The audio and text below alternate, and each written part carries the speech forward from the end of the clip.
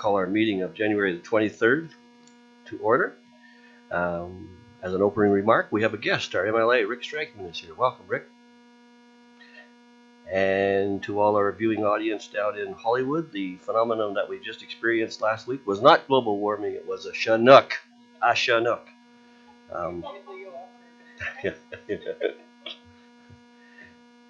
We'll move down to 4.0, adoption of our agenda. And if we could add on there under council reports, I'll do a report on the Canadian Badlands.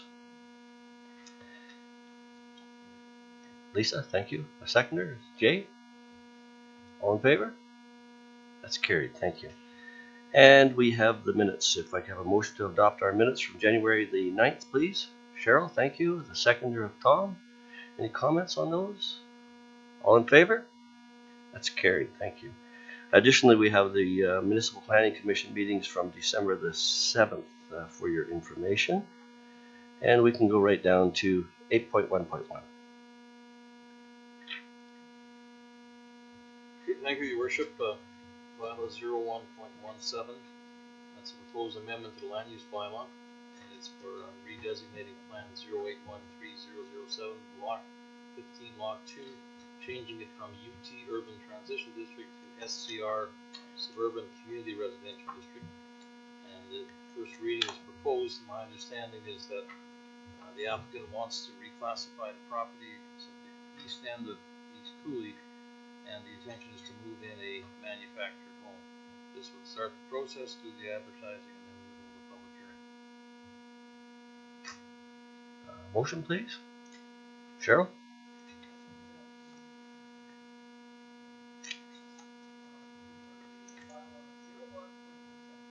Thank you. Secretary?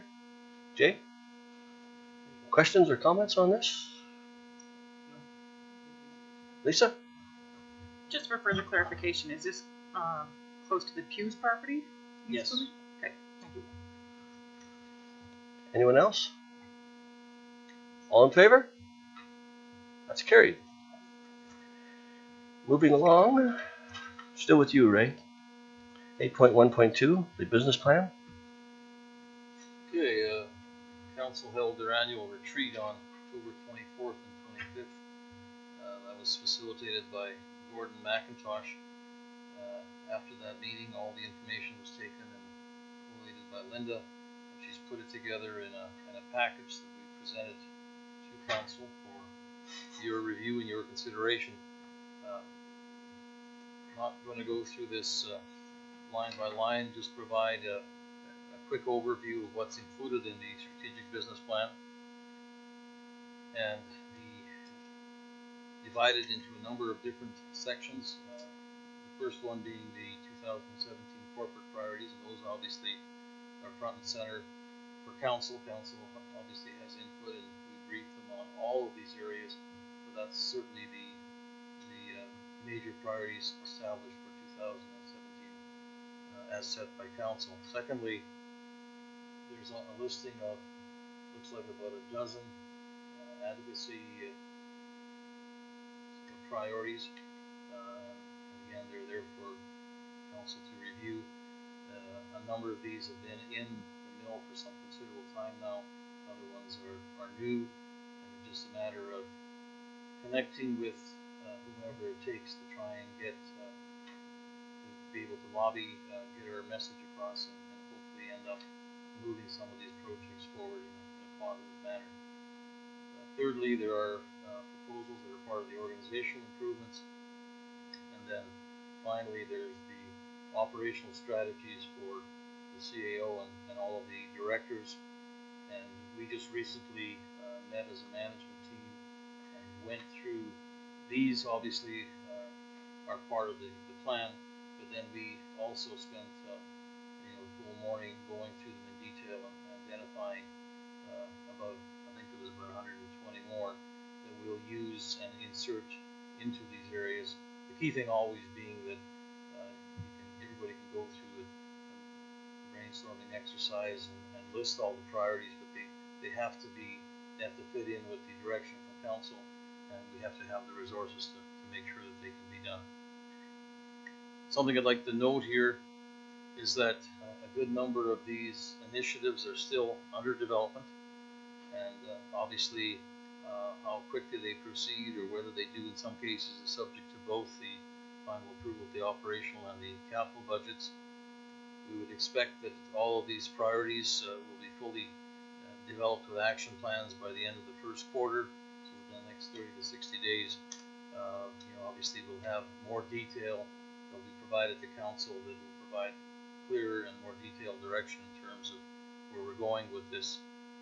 Obviously, some of these may in fact be influenced by the province in terms of where the provincial budget is going, and there may be some changes. From what I understand, the budget won't be released until March. But at this point, until we've heard something more specifically from the province, we have to go on the basis of what's known, and our priorities have been established on that basis. So if council is in agreement, a motion to approve the strategic business plan with the understanding that more detail will be provided and more action steps and more specifics will be provided to council as we make more progress as I've just outlined. Can we have a motion to accept, please? Lisa, thank you. I'll make a motion that the town council Drumheller approves the strategic business plan for 2017, making note that there will be changes along the way. Thank you. The seconder? Cheryl? Thank you. Jay? Question for me? Two of them, in fact. One relates to, I'm certain it was more of an oversight rather than an omission, and it speaks to what I think is actually the number one priority for council during 2017, and that's the execution of the succession planning as it relates to the CAO, and I'm wondering why it's not on the document.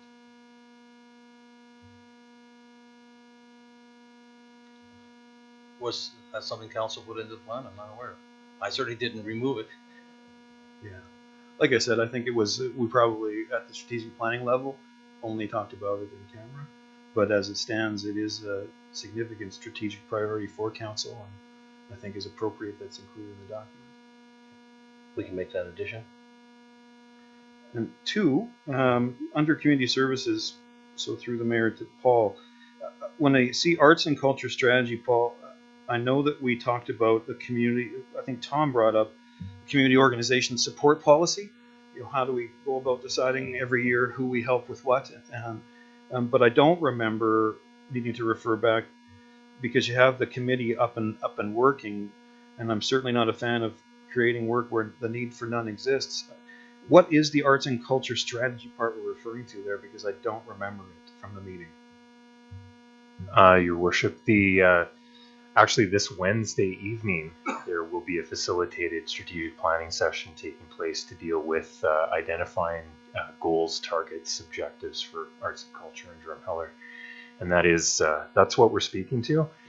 Additionally, of course, as you've mentioned, Councillor Zariski did identify in the plan, was his suggestion to identify the community group assistance policy, which also falls under my department, and we're taking steps on that as well. The first step in that process is to identify an inventory of all the things that the town of Drumheller does to support community groups, whether formally or informally, so that we have a good sense of the value that we create through those relationships.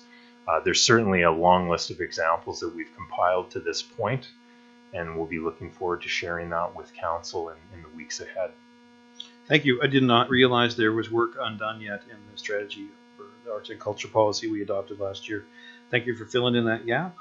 I appreciate it. I don't have anything else. Anyone else? Lisa? Just one quick comment, Paul, in regards to the 150 Canada celebration. On the weekend, I did a little bit of travel towards the mountains, and I noticed a lot of communities already have the Canada 150 pennants and banners up. Whereabouts are we on that in that process, or has that crossed our plate yet? Thank you for that, Your Worship. The banners, actually, we've received some proofs from a supplier of banners that will start rolling some of those out actually on the South Hill approaching Drumheller. That's our highest traffic entry into Drumheller, so there'll be a small number that'll be put out there. Additionally, there is a group that's sort of actually offshoot of the Heritage Arts and Culture Committee for the 150 program that's putting efforts into identifying the types of work that they will do in relation to the 150 celebration in Drumheller. A good part of that will be just finalizing the budget that they will use in order to, well, first of all, encourage community groups in Drumheller in much the same way that we did in the 2013 Municipal Centennial to celebrate. So we'll be dealing with and encouraging community groups to have, as an example, I think it was pancake breakfasts that are themed in the Canada 150 theme. Other groups that have activities that they want to just actively promote from a marketing basis. And a little bit of thought actually to that will still needs to be done through the committee. But certainly they're focused and excited about moving it forward. Cheryl, please. Thank you, Worship. Paul, is there pins or other things? And I'm pretty sure there. At this point, we have not identified a selection of pins. There are pins that are readily available, and in fact, Canadian Heritage does have pins that are available with the 150 official logo that are available if we chose to purchase those. In the 2013 Centennial for the town of Drumheller, we did go through actually a process where there was a contest where you could create a pin that was specially designed to reflect Drumheller's heritage within Canada 150. That's a possibility. Again, we've left that in the hands of the committee to decide, and also to consider how much should be allocated for pins relative to the overall budget for Canada 150 celebration. So we haven't made that commitment. It's certainly something that the committee is considering as well. Is the committee made up of what, administration and people at large? I'm just curious. Yeah, there's a group from the Heritage Arts and Culture Right. Committee, and there'll be, I believe, Councillor Zarisky maybe can speak to this as well. Some, we'll be inviting other people to participate at large, and that's the idea. I think one of the confusing things about the Canada 150 celebration is we have our base Canada Day celebrations that we have every year, and that's run through a regular Canada Day celebration budget, but to not confuse that with the Canada 150 celebrations that will take place throughout the year. And they're two different things. Obviously, we're going to complement the Canada Day celebrations with 150, but we do want to distinctly recognize that Canada 150 has its own sort of add-on to Canada Day and a regular Canada celebration. Just for a tidbit of information, there had been some social media in regards to park passes for Canada 150 celebration. You do not need to order them. If you go to the gates, they will give you a park pass. And actually probably be cheaper for the federal government as you don't have to mail them out. Tom? Yeah, further to the 150 celebration, one of the things that the committee is working on right now is advertising to the general public for ideas for celebratory kind of events and activities and things like that. So that's one of the things that we want to do is get people involved by basically soliciting their ideas. We have been doing some research.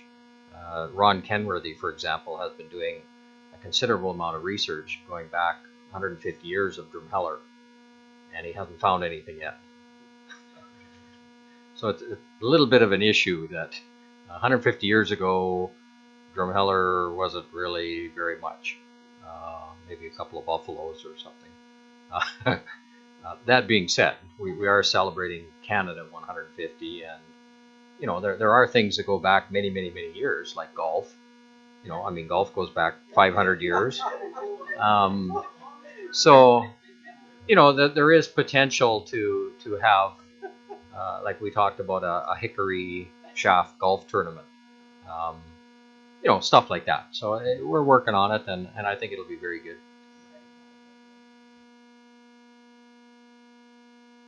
Is there a time frame, Mr. Durisky, for these ideas, like February, or is it? I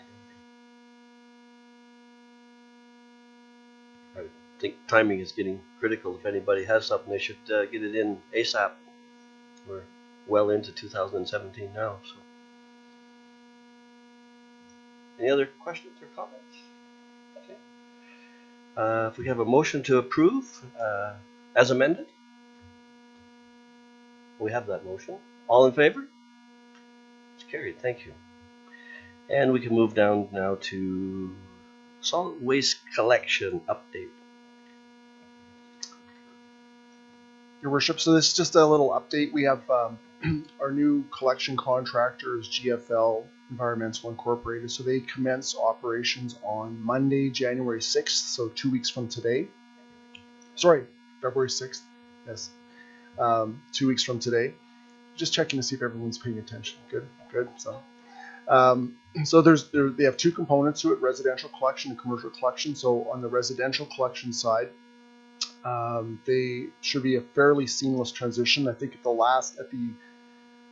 RFD process, we talked about sort of that they would be taking some of the existing staff or over to GFL from Huxted, and that was accurate until late last week. We actually met with GFL, and they had just been informed that their residential driver had decided to not move over and seek employment elsewhere.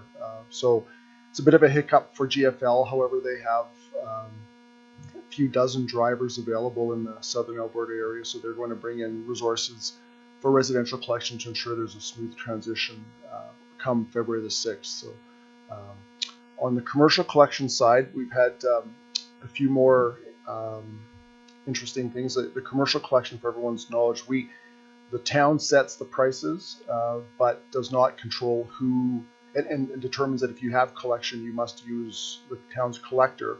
However, we don't have a list of, or currently have a list of who gets collected, what their frequency is, their bin size, et cetera, et cetera.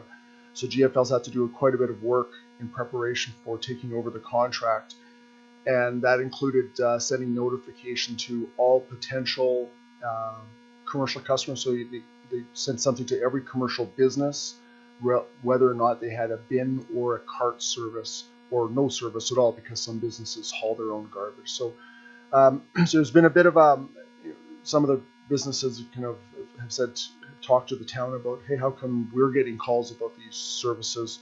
We have cart service, we don't actually have a bin service. So we've prepared a little Q&A. We've and put it on our website. I've done a media release and have given it to some staff trainings so that we can answer the phone calls that have been coming in. And we've been directing people back to GFL as well, just to go through. So realistically, not, considering most people have never seen a change from Huxted to another provider in the time that we've been in town. I think the last change was 13 years ago. So memory tends to get foggy, for all of us about that. So overall, the changeover hasn't been very arduous. It's been a pretty smooth process. GFL will be bringing bins into town later this week. So they have all new garbage bins. So that's the large steel bins. So they'll be set up across from the 7-Eleven on Railway while they transition to all of the businesses. So we'll see a bunch of green bins stockpiled, and they'll start delivering them next week. And what you'll probably see and maybe hear about around town is that for the next week or two, there might be 2 bins at most of these commercial locations, as GFL's moving their bin in and Huxted is providing collection until next Friday. And then they'll have a few days to take their bins out. So we'll probably see 2 weeks might see a bit congested with all of the bins around town. So, but we should be okay by about the 13th or so of February. So You're volunteering as the transition referee? I am. Okay. Yes. So, yeah. I believe it's voluntold. Yeah. So, yeah. And then just the last thing is, just on Huxted's service, they've done 13 years of very good service to the community. So, we have to thank them for the work they've done. They've been very good at helping us transition to GFL. So I think they've done a very admirable job in this transition process. So just give them kudos to that. So. Okay, thank you for the update. Council questions? Jay? Thank you, Your Worship. Daryl, I just want to make sure I understood what you said. Are you saying that because we didn't have a formal listing, that there were commercial businesses using whichever disposal service they saw fit, but in fact that's not accurate for our policy? In fact, they must work with our provider? No, Councillor. So what would happen was that we did not, through Huxted. Huxted maintains a list of all their commercial businesses. So, and when I use the definition of commercial as a bin customer, so someone that actually has a, to use an example of the McDonald's has a bin. So Huxted picks them up currently. In 2 weeks from now, GFL will be picking them up, but no one had a list other than Huxted of the frequency of the pickup of the bin size or any of that stuff. And all the town has done in the past is simply said, here are the prices for the next term of the contract. So for a 4 cubic yard bin picked up once a week, it is X amount of dollars per pickup. But does a commercial business still have the freedom to use a different provider if they see fit? No, they do not. So they have 2 choices. They can haul the garbage themselves. So, and there are a few businesses locally that do that to the landfill, or they must use the town's provider. So the whole basis of a franchise agreement is the town provides the prices through the whole town. So you can't go and use someone else to provide your service for you just because you don't like the color of GFL's bins. Prior to this changeover, has that bylaw been enforced? It has been, although there has been, and I guess when Huxted took over 13 years ago, it was, as I understand it, and certainly Ray can tell us a lot about it, is that we actually ended up taking the previous hauler to court because they were infringing on the franchisee's rights, which was Huxted at the time. So there has been some issues in the past. I think that there's been a couple of places that have just, wasn't worth the pain for Huxted to complain about or be concerned about. And as of right now, GFL is sort of the same mindset. They have some other, they want to get everyone involved and switched over and want to show them why it's good to switch over, not go after the ones that are going, dealing with a specific individual or company. So I think what's worthwhile clarifying though is that other waste haulers, providers can provide trade waste, industrial waste service. We're only talking about the commercial. So there's demolition material, trade waste, any of that, then the individual business can make their decision as to whomever they wish to use. So this only applies to commercial as defined within our bylaw. Right. Yeah. So, and I think it's renovation waste primarily. There are only a few examples of trade waste in the community. So, thank you for the clarification. Tom? Yeah, this is a little bit off topic, but I notice around town that there are bins. How does golf relate to waste pickup? We're going to find out. I didn't say that. The bins are there- about a there 5 seem to iron be- apart. Yeah, no. Bins are on boulevards.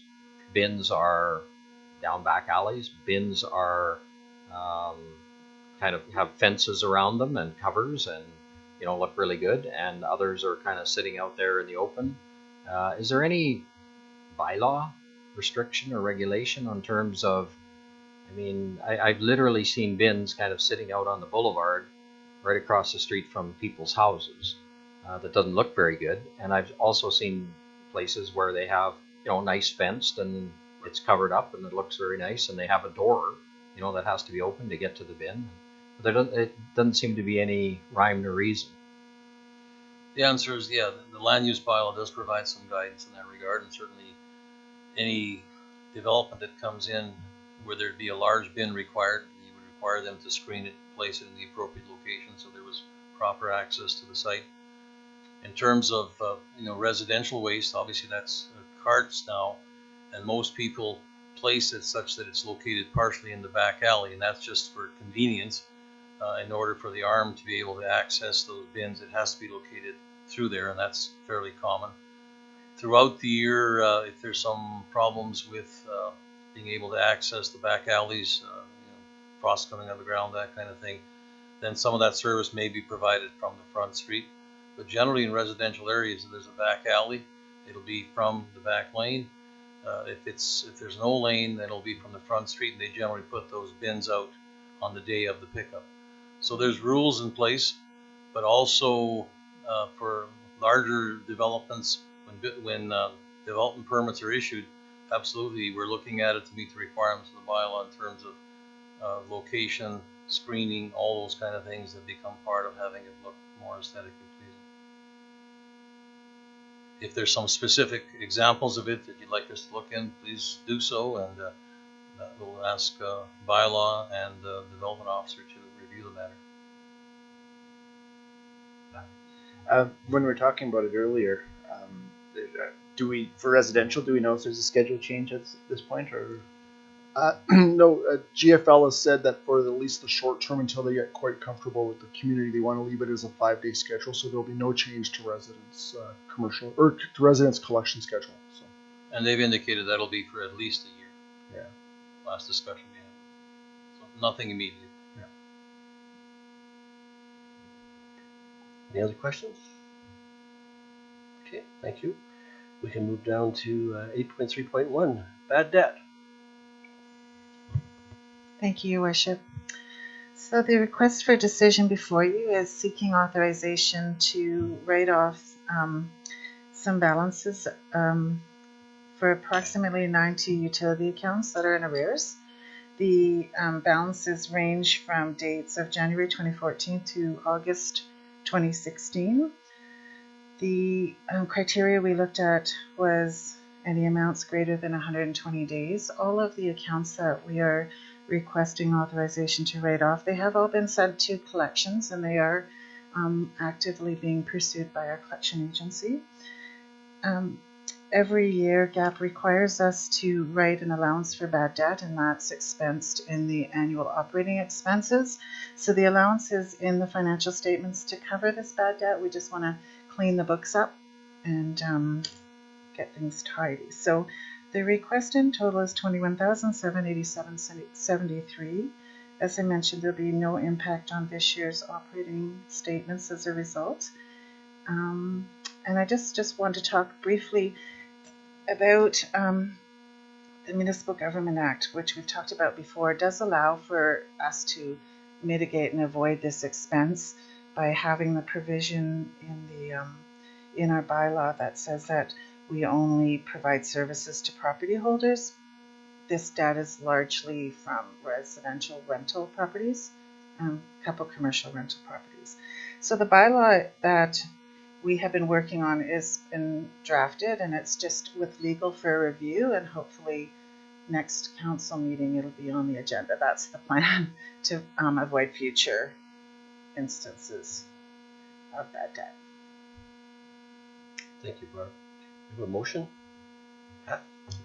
I'll make the motion that council approve the write-off of uncollectible utility accounts in the amount of $21,787.73 against the allowance of bad debt. Thank you. And a seconder? Cheryl? And discussion. Lisa? Do you need to amend that to have the time frame on that? From January 2014 to August 31st, 2016?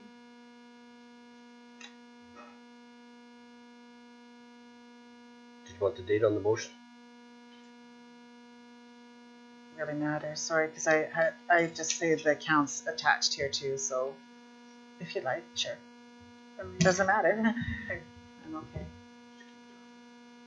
What is the suggestion that it be moved to December? I'm not following. Yeah, just to have the time frame that's listed in the wordings there from In the discussion. January Just say 2014 to August 31st, 2016, as it was not mentioned in the previous motion.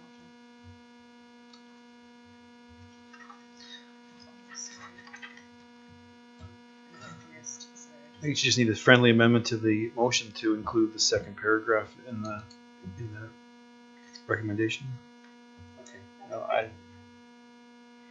shall I read that part in as well, then, or is it fine? If you accept the friendly amendment, then that's fine. Linda has a record of it. It's the dates that we want to include. You're accepting the friendly amendment, so All right. Jay. I will respond to anything. So just for my own clarification, I know you said this, but I want to double check. This motion does not halt the collections activity as it relates to these accounts.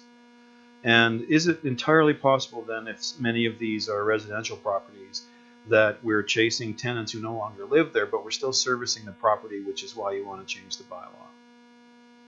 Thank you. I would be in full favor of that. Maybe not a fair question, but I'm just wondering, when we're writing off these debts for 16, are any of these the same debts that we wrote off on locations for 15, 14, 13? Or is it recurring? I would suggest it would be highly likely that there would be multiple write-offs at the same location. Because, for example, I'm aware of situations where there's multiple tenants and it'll be in one tenant's name, and then when they get cut off for not paying their debt, another tenant comes in and signs up. So I would say probably yes. So the new bylaw will prevent that. It will go back to the property owner then. Correct. That's right. Okay, great, good. Now The these, MJ had to be, the MJ had to be modified, and it was done so a couple of years ago to allow us to now move in that direction. Previously, that option was not available. Good, Tara? and these amounts, are they over and above the $150 deposit that they have to put down? Okay, thank you. Anyone else? Again, just to clarify, if I could, Your Mhm. Worship, in aside from those residential situations we've discussed where the person whose name is on the account allegedly no longer lives there, are there any instances where we're writing off debt, but the account is still open, the water is still flowing, and the person is still there? Excellent. That's all I needed to know. Any more discussion? We have a motion. All in favor? Motion's carried.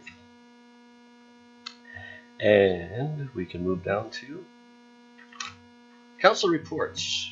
On Thursday, I went to Brooks for the Canadian Badlands meeting, and Strathmore was there. Their economic development officer was there, Paul, and they had just received a grant for the implementation of an app. And when they were talking about it, I just kept thinking, Drumheller, Drumheller, Drumheller. So the app is called On This Spot. I don't know if anybody's familiar with it, but what you'll do is you'll have pins in strategically places all through, like we could have it at the 39 different mine sites that are in Drumheller, and you will take from archives pictures of those mine sites. Well, then you come to pin number 3, which is the champion mine, and you are there, and you see that tree, so you have a bearing, and then you push in number 3, and it gives you all the pictures of back in the day of what it actually looked like on that spot. And it's Drumheller. It'd be a real valuable tool. And they did. I'm sure that there is quite a cost with the implementation of it, because you have to coordinate all the pictures to the sites. But they were able to get a grant for the coordination and the implementation of it. So, if you could please explore that, I think it would be a real asset. Additionally, they were talked about projects that they have on the go. They have geocaching. They're going to transfer their geocaching sites to the Medicine Hat Tourism Board. They're going to be taking care of them. There's approximately 200 to 300 of them. They're looking at winter projects. They're looking at birding. Birding is getting to be a big thing now, so they're looking at birding and ice fishing derbies. They continue to work with the Badlands at the Canadian Amphitheater, looking forward to help them with additional shows. There's a grassland naturalists, and again, that is birding. They're looking for it would be all through the Canadian Badlands, would be letting people know what is available for bird watchers, where they have to go, what time of the year they should go, and continuing in the bird genre, pheasant festivals. Rosemary has now signed up to have a pheasant hunt in October. We thought we were going to be able to have one in Drumheller this year. In 16, and it didn't work out. But we're still looking for that champion, that person that's going to drive this thing. It's an awesome opportunity. We talk about shoulder season. This is the shoulder season, and the people will come in 4 to 6 man, women teams. They bring their shotgun and their vehicle, everything else they need, because it's wintertime. So they need the hotels, they need the restaurants. And all the hard lifting is done. Stettler has been doing this for a number of years now with good success. Tabert does it, and like I said, Rosemary. So if you're talking to anybody, there's an opportunity there to have this done. Like I said, we just need the local coordination. The land, there was some discussion up in Burden Valley area where there's some land that may be available. So that's what they're looking for. They would Drumheller's name is in pencil for 2017. So if you hear or see or know anybody that may want to champion this, please let them know. Another initiative they're looking at is Festival for Small Halls. They want to have music festivals in all the different small venues all around through the Canadian Badlands. They want to promote that. Sports tourism, they're going to be assisting development of sports, the Sports Council in Medicine Hat, and they talk quite a bit about that, and Lethbridge has a sports council too. And the one caution they said from Lethbridge with the sports council is, watch out what you wish for, because the sports council was very aggressive in bringing events there, and then they said, there you go, thank you, and they left. They didn't do the implementation part of it, so they ended up with a lot of events coming to Lethbridge, but not a lot of coordinating and assisting in implementing it. So they were forewarned.